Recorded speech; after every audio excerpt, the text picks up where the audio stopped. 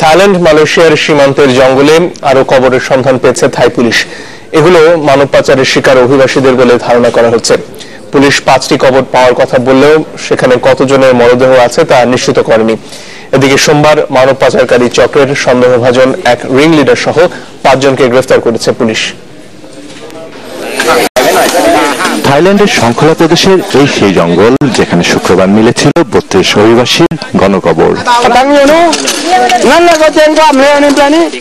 এই শিবির থেকে মাত্র 1 কিলোমিটার দূরে মিলেছে নতুন আরো 5টি কবর।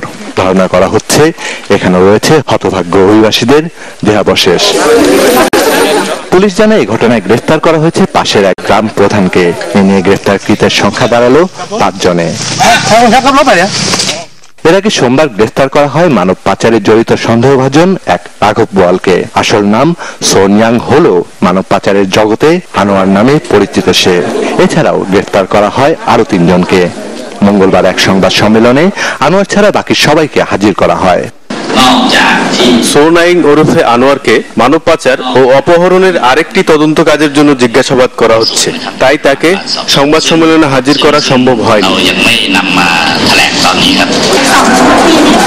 আটক ব্যক্তিদের মধ্যে 3 জন থাইল্যান্ডের স্থানীয় সরকারের প্রতিনিধি। তবে গ্রেফতারকৃত সবাই তাদের বিরুদ্ধে আনা অভিযোগ অস্বীকার করেছে। এছাড়া এ ঘটনায় আরো 4 জনকে খুঁজছে পুলিশ।